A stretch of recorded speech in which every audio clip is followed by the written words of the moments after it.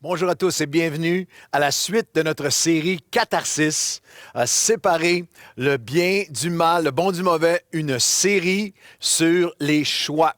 Je suis tellement encouragé, tellement béni de tous les, de beaucoup de courriels que nous recevons de gens qui font des choix, qui décident de faire des choix de vie. J'ai lu des témoignages déjà dans les dernières quelques semaines de choix face à la consommation, face à des dépendances, des choix relationnels, des choix de pardon, des choix extraordinaires. Et je crois que c'est seulement le commencement. Je suis aussi enthousiaste, je suis heureux de donner une parole d'encouragement alors qu'il y a des zones qui commencent à s'ouvrir pour Nouvelle Vie, des zones oranges. Alors, nous allons pouvoir reprendre en présentiel très bientôt dans les zones oranges.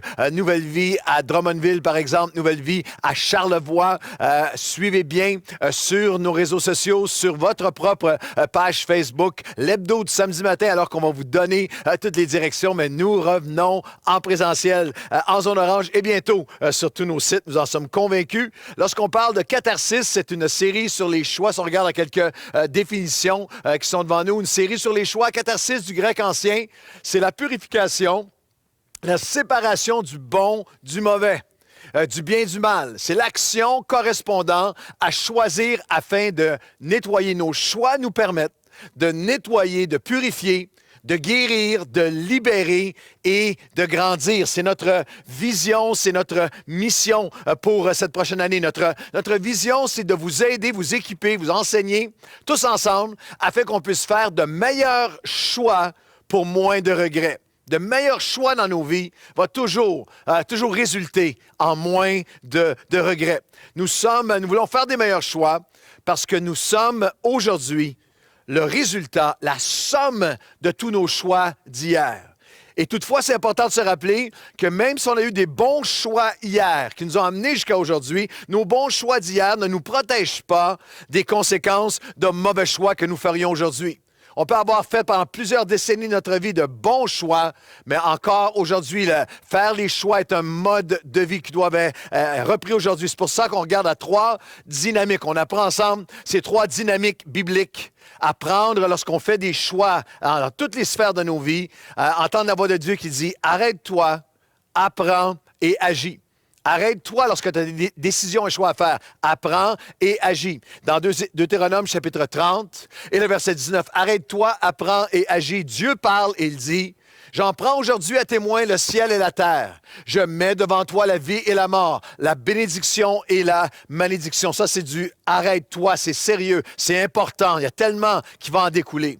Choisis la vie afin que tu vives, pour aimer ton Dieu, pour apprendre, arrête-toi et apprends, pour apprendre à obéir à sa voix et pour t'attacher à lui. Ça, c'est l'action, ça, c'est agir. Je m'arrête, j'apprends et je vais m'attacher, je vais agir, car de cela dépend ta vie. De ce processus de décision, de cet appel de décision. Et en Dieu, il nous donne le pouvoir. Il nous donne la capacité de faire les bons choix. Dieu dit, ce n'est pas au-dessus de tes forces. C'est un texte magnifique dans le Deutéronome qu'on vient de lire. Connaissez-vous les versets précédents? Dieu dit, ce commandement que je te prescris aujourd'hui n'est certainement pas au-dessus de tes forces. C'est pas hors de portée. Il n'est pas dans le ciel pour que tu dises qui montera pour nous au ciel et nous l'ira le chercher, qui nous le fera entendre afin que nous le mettions en pratique si on regarde la suite. Il n'est pas de l'autre côté de la mer pour que tu dises qui passera de l'autre côté afin qu'on puisse le mettre en pratique. C'est une chose. Au contraire, la capacité de faire des choix, de choisir aujourd'hui, Dieu dit, c'est une chose au contraire qui est tout près de toi, dans ta bouche, dans ton cœur, afin que tu la mettes en pratique. C'est tout près de toi. Le commandement, ce n'est pas une suggestion, ce n'est pas une option de faire des choix dans la vie du croyant. L'absence, la négligence, la procrastination, remettre à plus tard de faire certains choix de nos vies est toxique et destructif. Dieu dit aujourd'hui, tu vois, il y a un commandement de faire des choix et ce commandement-là, il n'est pas au-dessus de tes forces. En fait, ce passage du Deutéronome se reflète faites partout à travers la parole de Dieu, même jusque dans le Nouveau Testament. Prenez la référence en note dans 1 Corinthiens 10, 11 à 13, l'apôtre Paul relie l'Ancien et le Nouveau Testament dans cet appel à faire des choix, que ce n'est pas au-dessus de nos forces. Il dit les choses dans 1 Corinthiens 10, 11 à 13, les choses de l'Ancien Testament sont arrivées pour nous servir d'exemple à nous qui vivrons, qui sommes parvenus à la fin des siècles. Paul l'appliquait à lui-même, mais jusqu'à nous, prophétiquement, à la fin des siècles. Ainsi donc, avec celui qui croit, que celui qui se croit debout prenne garde de tomber. Sois alerte, tu vas toujours avoir à faire des choix. Aucune tentation, vous pouvez écrire dans le chat, aucune. Aucune tentation ne sera au-delà de vos forces et Dieu qui est fidèle ne permettra pas que tu sois tenté au-delà de tes forces. Pour chaque tentation, il va préparer un moyen d'en sortir. Et le moyen, c'est nos choix. C'est pour ça que Dieu dit dans le Deutéronome qu'on a lu, c'est pas au-dessus de tes forces, c'est près de toi, c'est près de ton cœur, c'est près de ta bouche. Je peux faire des choix aujourd'hui et mes choix les plus privés vont avoir éventuellement, immanquablement, des répercussions publiques. Mes choix vont toujours avoir une conséquence directe, non seulement pour moi-même. Je ne fais jamais des choix seul. Je fais toujours des choix qui influencent les gens autour de moi. Et mes choix spirituels sur cette terre vont avoir une conséquence éternelle. Les choix que je vais faire sur cette terre aujourd'hui vont déterminer si je vais être avec Dieu ou séparé de Dieu pour l'éternité. Dans quel état est-ce que je vais me présenter lorsque chaque être humain va se présenter devant Dieu? C'est l'ampleur de nos choix, même pas seulement pour notre vie sur cette terre, mais dans l'éternité. Nos choix vont déterminer notre qualité de vie, la mesure de paix qu'on va vivre, la mesure d'accomplissement, d'épanouissement. L'empreinte, tes choix vont déterminer l'empreinte que nous allons laisser sur les gens autour de nous. Nos choix sont le volant, sont le gouvernail de nos vies. Nous écrivons l'histoire de notre vie un choix à la fois. Et Dieu dit, ce n'est pas au-dessus de tes forces. Dieu dit, c'est lui qui est venu vers nous pour nous rendre capables de faire les bons choix. Vous avez vu, remarquez ce que dans Deutéronome, il dit, ce n'est pas dans le ciel pour que tu dises qui montera au ciel, ce n'est pas de l'autre côté de la mer. Il fait référence ici à leur pensée dans la mythologie des temps anciens, était remplie de cette notion que c'est un homme-dieu qui doit monter au ciel. Et Dieu dit non, c'est moi qui est venu vers vous. C'est moi qui est venu vers vous. Et pour nous, en Christ, c'est Christ qui est descendu vers nous et qui nous rend capables de faire les choix. Ce n'est pas de l'autre côté de la mer. Encore une fois, une référence à la mythologie de leur époque où il y avait ce héros. La mer était comme un infranchissable. Et qui va être le héros, l'élite? C'est tellement hors de portée. Et Dieu dit non, c'est pas de l'autre côté de la mer. Ce n'est pas pour le héros, pour l'élite, pour un demi-dieu. Ce n'est pas plus fort que toi. Ce n'est pas au-delà de tes forces. C'est une chose, la capacité de faire des choix. Ça t'appartient et je te donne la force de le faire, qui est près de ton cœur, près de ta bouche. Arrête-toi, apprends et agis. Et alors que nous allons le faire, nous allons nettoyer, réparer, restaurer, guérir nos vies, protéger, enrichir, libérer et décupler nos vies et celles de notre entourage. Et aujourd'hui, on fait un choix qui est commun à chacun d'entre nous. Si on regarde à notre titre qui va apparaître, aujourd'hui, nous faisons le choix, choisir la confiance au lieu du contrôle. Choisir la confiance au lieu du contrôle. Et deux pensées puissantes qui, j'espère, vont s'imprimer dans ton cœur. Dieu peut faire tellement plus quand tu lui fais confiance que lorsque tu essaies de tout contrôler. Dieu peut faire infiniment plus que lorsque tu lui fais confiance que lorsque tu essaies de tout contrôler. Et la deuxième, tu n'as pas le pouvoir de tout contrôler, mais tu as le pouvoir de tout lui confier. Tu n'as pas le pouvoir de tout contrôler, mais tu as le pouvoir de tout lui confier. Alors, on fait un petit sondage maison, nouvelle vie. Levez la main à la maison. Si vous êtes en train de l'écouter seulement, vous êtes dans le métro, dans l'autobus, dans votre voiture. Il ne faut pas lever les mains, mais discrètement, là où vous êtes, à main levée, là où vous êtes. Combien d'entre vous diraient que dans certains aspects de ma vie, j'aimerais ou j'aime avoir le contrôle? Main levée.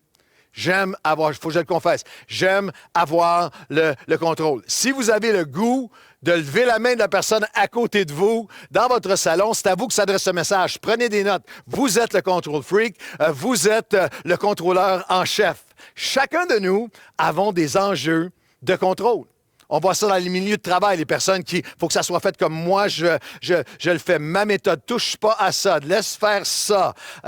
On l'a toujours fait comme ça. Ceux qui ont de la difficulté à déléguer, il faut que ça soit moi qui le fasse. Contrôle, et je commence à te le déléguer, tu le fais pas à mon goût, je le reprends. Contrôle au travail, enjeu de contrôle à la maison. Si vous êtes marié, c'est un des grandes joies, c'est une des épices de la vie mariée, une des choses qui rend la vie mariée si palpitante et intéressante, c'est que mari et femme ont chacun leur sphère où c'est important pour eux d'avoir le contrôle, leurs enjeux de contrôle. Et habituellement, la majorité des couples, c'est facile pour nous de considérer que mes enjeux de contrôle sont logiques. Mes enjeux de contrôle sont logiques et normaux et rationnels. Et les enjeux de contrôle de mon épouse sont bizarres et irrationnels. Lorsqu'on s'est mariés, Chantal et moi, il y a 34 ans, et là, vous pouvez essayer de me psychanalyser, mais moi, j'avais un enjeu de contrôle. Je déteste manquer. Il n'y a aucune raison pour qu'on manque de quoi que ce soit. Dans ma maison, c'est devenu rapidement le principe des 4 bouteilles de Coke Diet. On n'est pas riche, mais on est capable de s'acheter 4 grosses bouteilles de Coke Diet. Et lorsqu'il y en a 2 qui sont écoulées, t'en achètes 2 autres parce qu'il n'y a aucune raison de manquer de quoi que ce soit. C'était mon enjeu. Chantal a vraiment une dynamique de contrôle pour ce qui est important pour elle. Par exemple, pour la maison. Chantal, pour mon épouse, entrer, marcher avec des souliers dans la maison, c'est un péché capital. C'est majeur. Sa maison doit être impeccable. Et moi, bien que j'aime voir la maison si belle et toujours impeccable et tout ça, pour moi, ce n'est pas nécessaire que je ne dois pas absolument contrôler tout dans notre maison, mais je veux contrôler tout le reste. Mon ami, le pasteur Marc Lecomte, que vous connaissez bien, a un enjeu de contrôle très grave au niveau de la conduite au volant. Moi, par exemple, j'ai eu 2 accrochages dans ma vie il y a 30 ans. Je conduis bien, j'ai pas d'accident, j'ai rien. Mais pasteur Marc, en auto à côté de moi, maintenant, c'est tellement rendu quelque chose que je connais que si on voyage ensemble, je le laisse conduire. Il est presque le genre qui va conduire à ta place. Il y a un enjeu de contrôle. Peut-être que ce message va l'amener à sa délivrance. Alors, dans le chat, écrivez, allez donc inscrire quel est votre enjeu de contrôle. Est-ce que c'est la télécommande? Est-ce que c'est l'argent, le budget, les dépenses, votre page Facebook?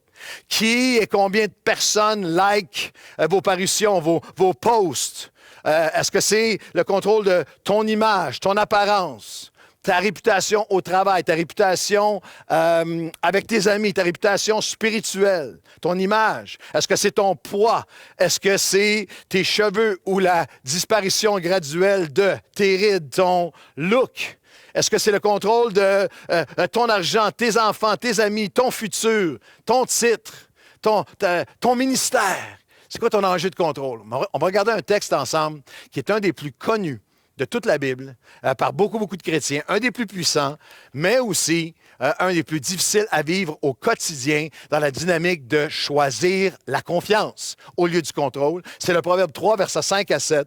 « Confie-toi en l'Éternel de tout ton cœur. Ne t'appuie pas sur ta sagesse. Reconnais-le dans toutes tes voies, et il aplanira tes sentiers.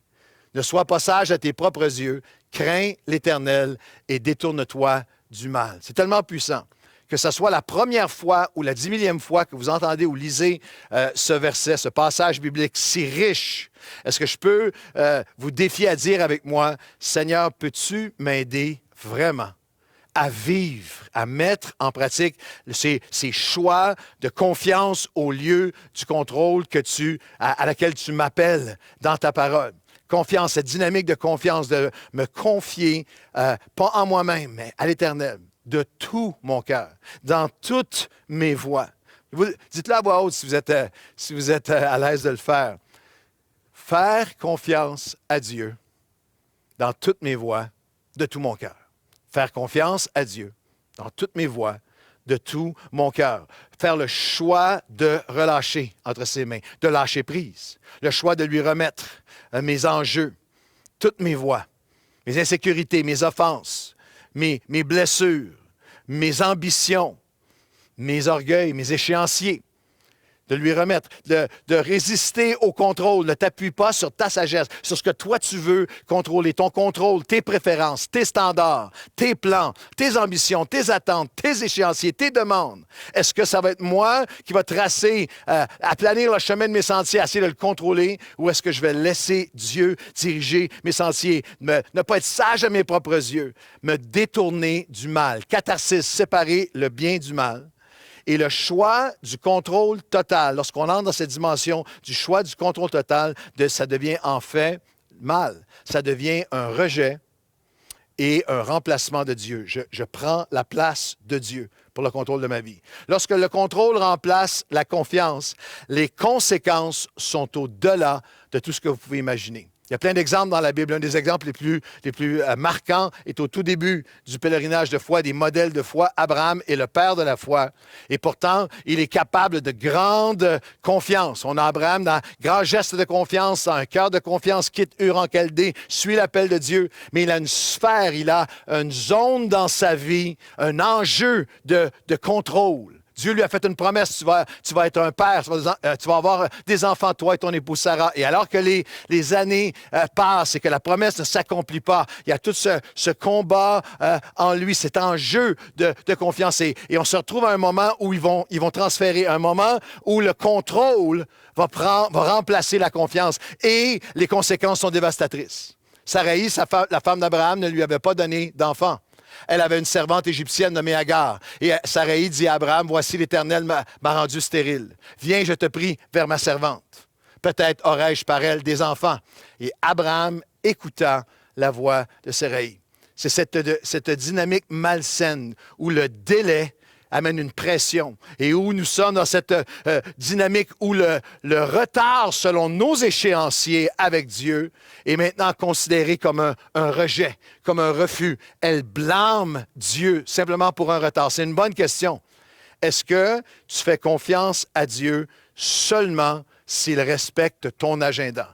Et c'est une tentation pour chacun d'entre nous. Alors que le retard a pris place, Sarah va penser l'inimaginable. Elle va aller vers la servante. Elle va pousser son mari à aller vers la servante. Et si vous trouvez que c'est tellement loin de nous, c'est simplement cette dynamique où est-ce que je ferme mon cœur à Dieu, où est-ce que maintenant je n'ai plus confiance en lui, je prends le contrôle et ça amène souvent un labyrinthe. Ça va amener dans notre vie toutes sortes peut amener littéralement une spirale aux conséquences inimaginables. Le retard qui est vu comme un rejet, je blâme Dieu, puis il y a une descente où je peux en venir à renier mes convictions avec Dieu, ma marche avec Dieu, à faire ce que je croyais inconcevable de faire, à nier, à renier les commandements de Dieu et même mes convictions les plus profondes. Ça peut être un chrétien qui commence ou qui recommence à consommer. Il y a une étape qui mène à une autre et il n'a plus, et là, il n'a plus confiance en Dieu. Essaie de contrôler. Un couple qui veut tout trop vite et qui s'enlise dans les dettes, la fraude, qui ment. Il y a toutes sortes de choses qui peut en dégénérer. Le contrôle, j'essaie de tenir, je n'ai plus confiance. C'est la personne ça va pas assez vite, la transformation dans mon couple. L'autre ne change pas assez. Je prends la situation en main, c'est moi qui va contrôler avec tout ce que ça peut. Une personne dans le ministère qui n'accepte pas un délai, une nouvelle saison, une nouvelle direction de Dieu. Je ne l'accepte pas, je veux le contrôler. Je suis en train de perdre le contrôle. Ça peut aussi être quelqu'un qui, dans son entêtement à tout vouloir contrôler, perd la notion de ce qui est vraiment important à long terme.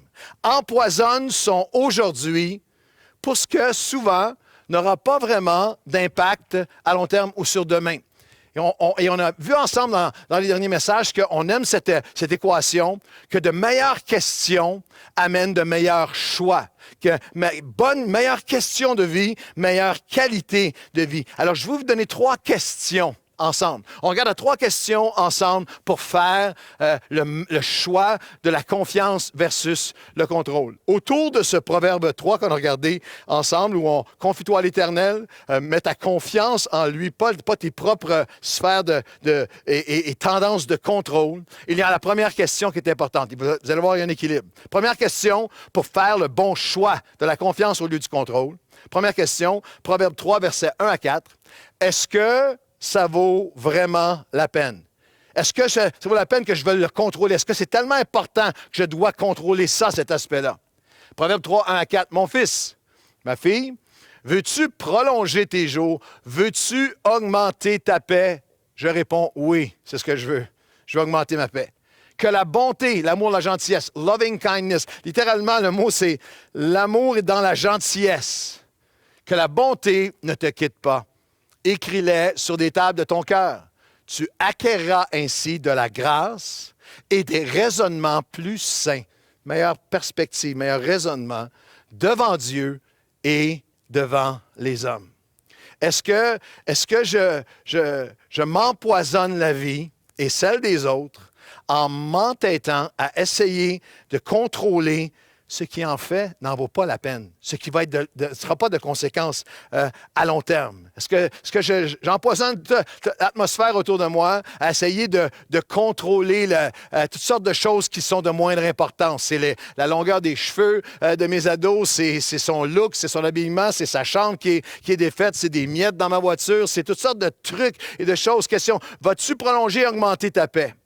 Est-ce que c'est tellement grave que ça vaut que j'en perde ma gentillesse, que j'en perde ma grâce? Est-ce que je réalise que je peux être bon dans mes convictions devant Dieu? Le principe est bon, mais mauvais dans mes communications, dans mon contrôle devant les hommes. Je suis en train d'empoisonner la situation pour des choses qui sont de moindre importance. Est-ce que je suis prêt à réaliser que mes résolutions spirituelles, qui peuvent être bonnes en elles-mêmes, doivent être accompagnées de raisonnements sains, de communication saine, de le prendre en perspective. Jusqu'à quel point est-ce que c'est si important? Est-ce que je suis tellement accro au contrôle que je ne peux plus acquérir la grâce dans mon cœur? Je suis en train d'obséder sur quelque chose qui n'est pas d'importance. Est-ce que je suis désespéré à contrôler ce que je devrais décider de confier?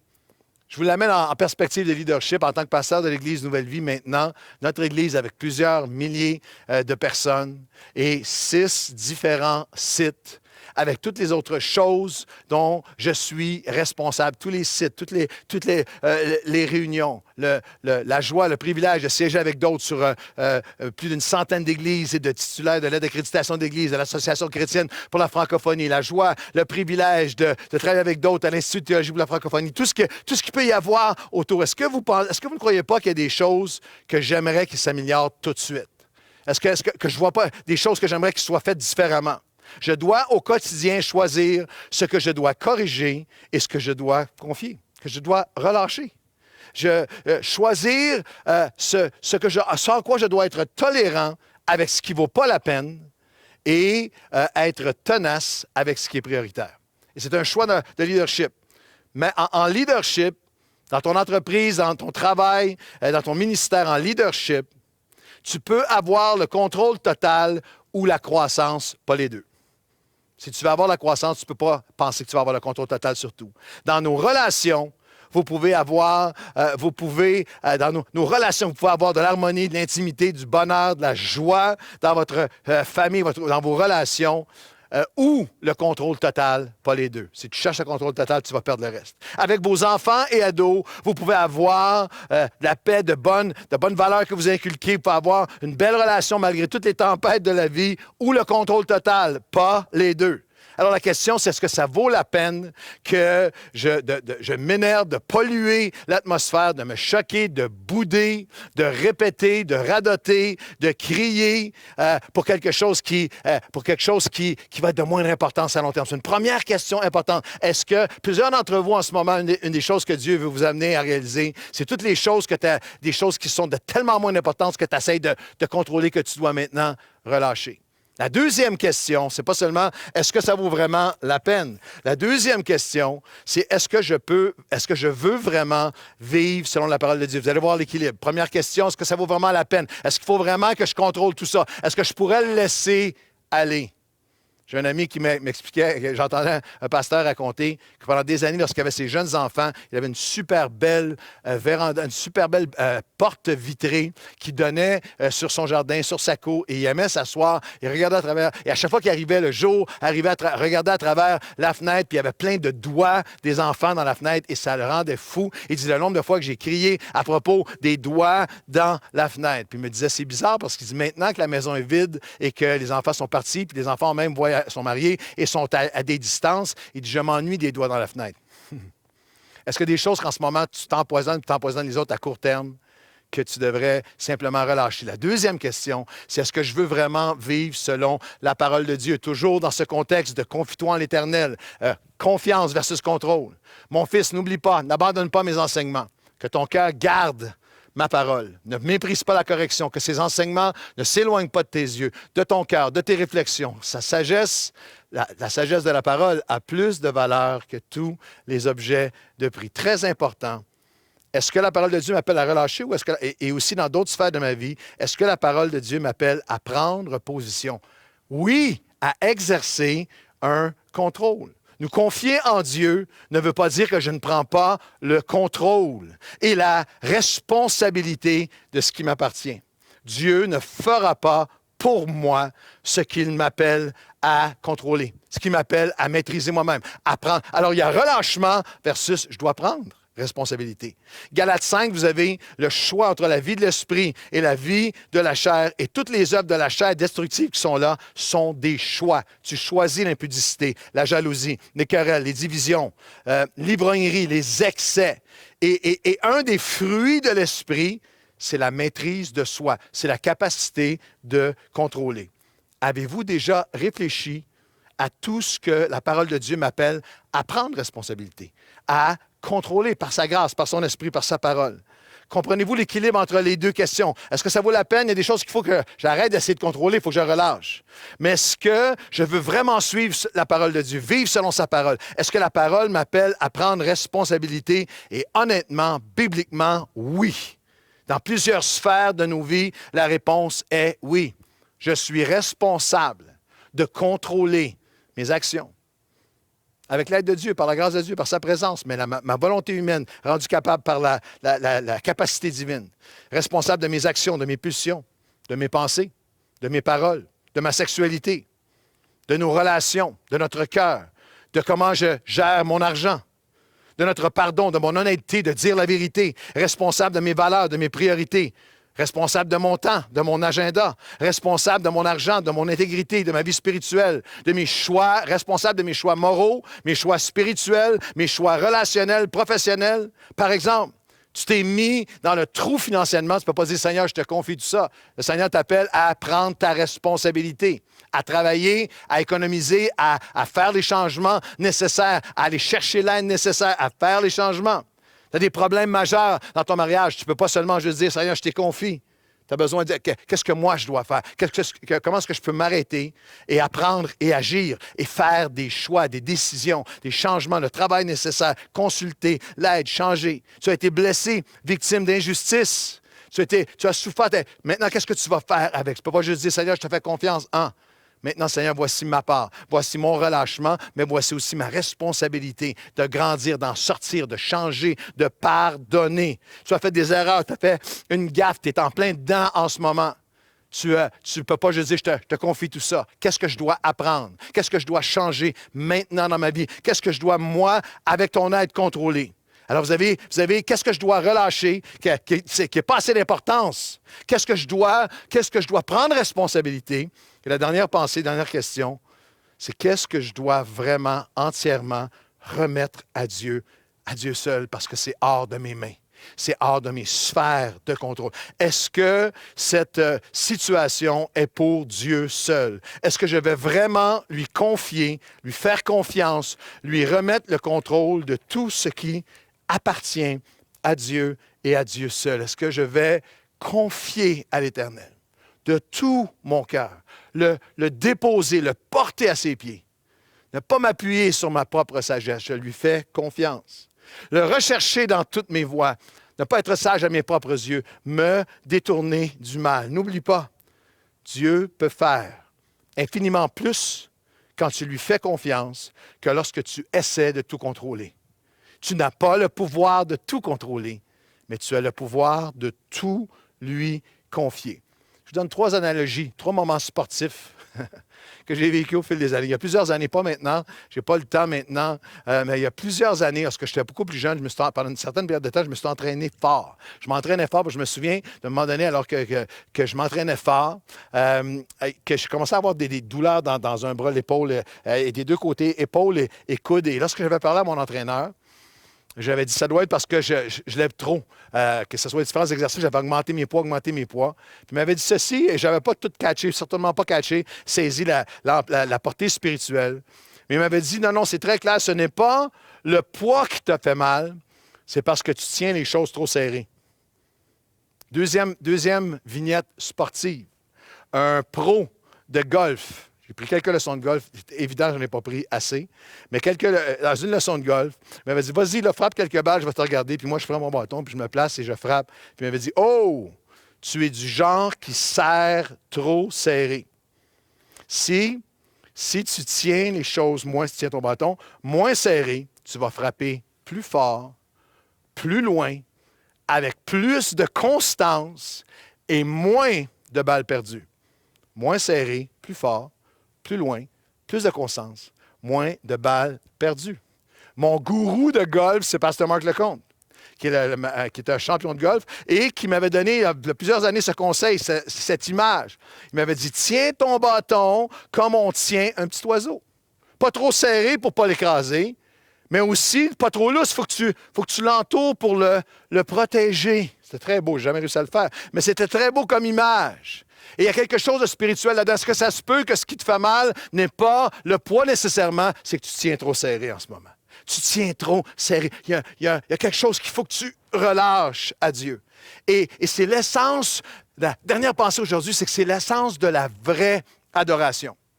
La vraie adoration est de relâcher et d'abandonner aux pieds de Dieu. D'abandonner devant Dieu la situation, la personne, le conflit, la chose que tu cherchais tellement à contrôler. C'est t'abandonner à ses pieds, c'est lâcher prise. Adorer Dieu, c'est bien au-delà de chanter, c'est de la louange et de la connaissance de la parole de Dieu. Je réalisais, je méditais cette pensée, que tu peux arriver dans un moment d'adoration, tu peux écouter des centaines de chants de worship et arriver en contrôle de toutes choses et spirituellement, avec les mains levées physiquement, mais tu entres en contrôle, tu sors en contrôle, tu n'as jamais abandonné la situation à Dieu. Et à cause de ça, tu ne goûtes jamais à sa paix. Tu ne goûtes jamais à cette profondeur de paix qui dépasse les circonstances, qui te porte, ce courage, ce renouvellement, cet espoir lorsqu'il n'y a pas d'espoir. Tu n'y goûtes jamais malgré 10 000 chants de worship, malgré toute la connaissance, malgré le fait que tu prêches la parole à d'autres et que tu es capable d'enseigner tous les concepts. La vraie adoration est littéralement d'abandonner dans les mains de Dieu. Le psaume 40 nous appelle à un cantique nouveau, une nouvelle façon d'adorer. Il a mis dans ma bouche un cantique nouveau, une louange à notre Dieu. Beaucoup l'ont vu, ils se sont confiés en l'Éternel. Heureux l'homme qui place sa confiance en l'Éternel, qui relâche, qui abandonne la situation à Dieu. Confiance, le choix de la confiance. Pourquoi est-ce qu'on devrait lui faire confiance dans ce que je ne peux changer, dans ce qui est hors de mon contrôle?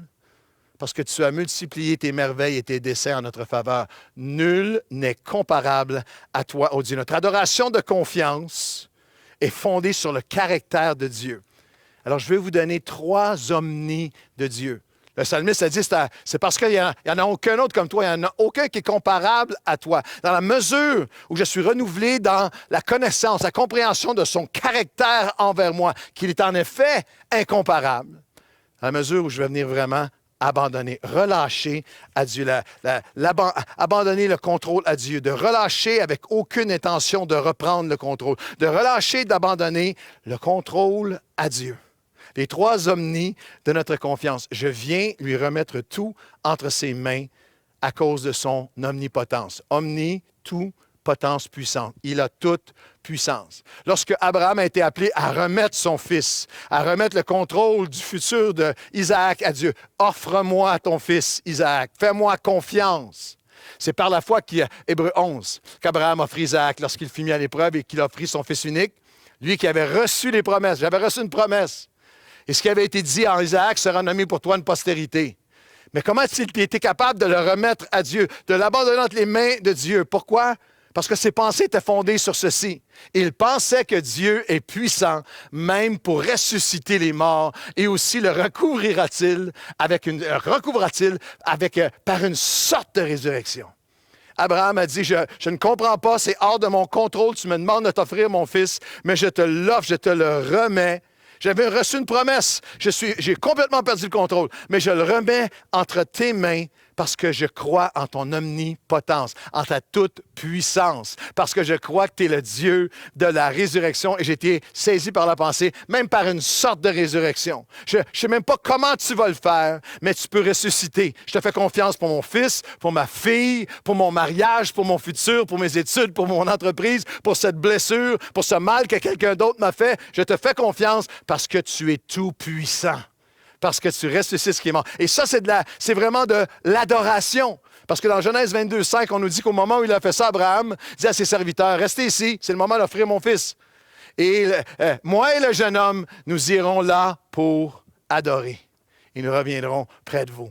Nous venons l'adorer à cause que, quelle que soit la situation, il est tout-puissant. Je viens abandonner tout à ses pieds lorsque j'ai perdu le contrôle, non seulement parce qu'il est tout-puissant, mais aussi qu'il est son omnipotence, mais parce qu'il est toute science, toute connaissance. Il sait tout, son omniscience. Et ça, c'est David. David a un moment où il a perdu complètement le contrôle. David a un moment où lui qui est habitué de décider, de maîtriser, de diriger, de contrôler, son royaume, c'est un roi, c'est un homme de... Mais à ce moment-ci, on le retrouve, vous le lirez à la maison, c'est fou. Dans 1 Samuel 15, il n'a plus contrôle sur rien. Son propre fils, Absalom, vient contre lui. Son propre fils, Absalom, vient monter un coup d'État contre lui. Il est forcé de quitter la ville. Et alors qu'il quitte la ville, c'est tellement triste, les hommes pleurent partout autour de lui. Mais voici la déclaration de David. « Me voici, que Dieu fasse avec moi ce qui lui semble bon. » Omniscience. Il connaît plus que je connais. Lorsque David arrivait au sommet, entouré de tous ceux qui marchaient avec lui, il y a ceux qui pleurent. Mais David nous montre l'adoration, le véritable abandon de l'adoration. Non seulement il est tout-puissant, mais moi je viens l'adorer parce qu'il est toute science, toute connaissance. Il sait tout, il est alpha et oméga. Il était là avant moi, il était là après moi. Moi je vois comme ça. Mais lui a encore un plan de l'autre côté. Je ne connais pas tout, lui connaît tout. On nous parle beaucoup d'écouter la science en ce moment. Soyons d'accord que depuis le début de cette pandémie, la science, elle est imparfaite. Elle est limitée, certains diraient parfois contradictoire. Nous nous fions à la science avec toutes ses limites. Mais il y a la science de Dieu, la connaissance de Dieu. Dieu sait tout de toi, de ta vie, ton passé, ton futur, tes carences qui te blessent, tes enfants, tes petits-enfants, ta carrière, ton ministère. Alors je viens et je l'adore. Je viens me prosterner avec Abraham parce qu'il est tout-puissant. Je viens me prosterner avec adoration, avec David, l'homme selon le cœur de Dieu. Savez-vous à quel moment il a écrit ça? Tous les théologiens s'entendent qu'il a écrit ce psaume 40. Il a mis dans ma bouche un cantique nouveau, un cantique de confiance en Dieu. Je vais mettre ma confiance en toi parce que tu as multiplié tes merveilles et tes desseins à ce moment précis de sa vie où il avait perdu tout contrôle, où Absalom se fond sur lui. Je m'en remets à lui, il fera avec moi ce qui lui semble bon. Et troisièmement et dernièrement, l'abandon et l'adoration de notre confiance, son omniprésence, son omniscience, sa toute connaissance, son omnipotence, sa toute puissance et son omniprésence, toute sa présence en tout lieu, en tout temps. Hébreu nous dit, voilà pourquoi on vient l'adorer, avec abandon.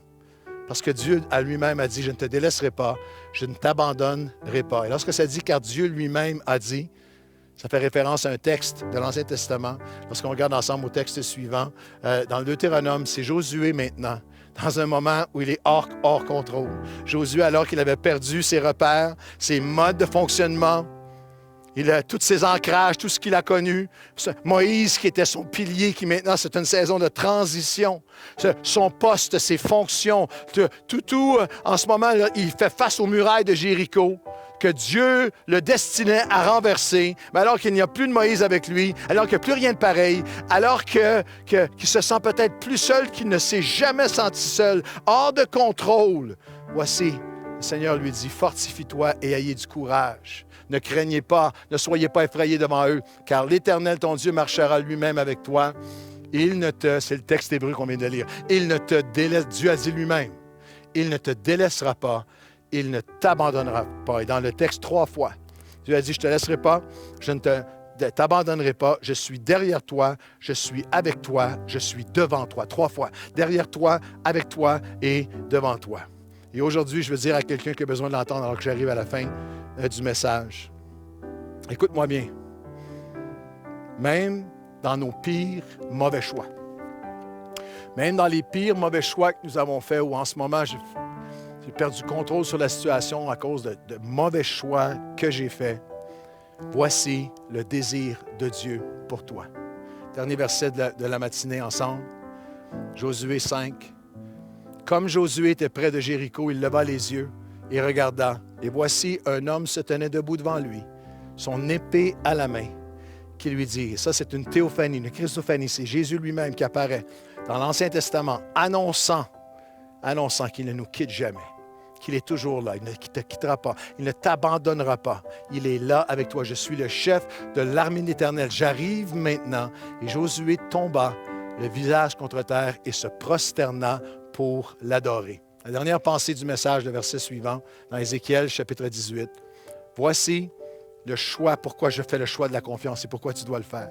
Voici ce que Dieu veut que tu saches et que tu entendes, alors que peut-être en ce moment, tu as fait dans une saison où tu as fait des mauvais choix et en ce moment, tu souffres et d'autres souffrent de tes choix. Ne t'endurcis pas, ne t'éloigne pas, n'essaye pas de contrôler toutes choses. Arrête-toi un moment. Dieu dit, si celui qui avait choisi ce qui est mal se repent de ses fautes, s'il arrête pour apprendre mes commandements, qu'il choisit de pratiquer ce qui est droit, il vivra.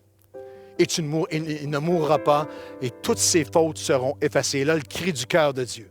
Ce que je désire, est-ce que c'est que celui qui avait choisi le mal se détruise, dit l'Éternel? Non. N'est-ce pas qu'il fasse les bons choix, qu'il change de conduite et qu'il vive? Et aujourd'hui, Seigneur, nous nous offrons à toi. Même dans nos pires choix, pour celui ou celle au bout de ce message, de l'autre côté de ce message en ce moment qui entend ma voix, qui est dans les conséquences de ces pires choix, qui essaie de contrôler, est-ce que je vais être capable? Je ne contrôle plus rien. Nous le remettons entre tes mains maintenant. Ton désir est toujours, malgré les pires choix, dans ta grâce de nous restaurer, de nous rebâtir. Est-ce que mon désir est que celui qui avait des mauvais choix se détruise? Non. C'est qu'il se repente, qu'il change de direction, qu'il s'arrête, qu'il apprenne, qu'il agisse, qu'il commence à faire des bons choix. Et alors, je le relèverai. Alors, je le restaurerai. Alors aujourd'hui, Seigneur, nous venons devant toi. Aide-nous à séparer ce qui est des choix inutiles. Est-ce qu'on doit relâcher des choses de moindre importance qu'on doit relâcher? Aide-nous aussi, Seigneur, à avoir ce sens de responsabilité sur ce qui m'appartient. C'est moi qui dois faire les choix. Aide-nous, Seigneur, à revenir à toi. Aide-nous, Seigneur, à revenir à toi, à tout remettre à tes pieds, à faire le choix de la confiance et non du contrôle.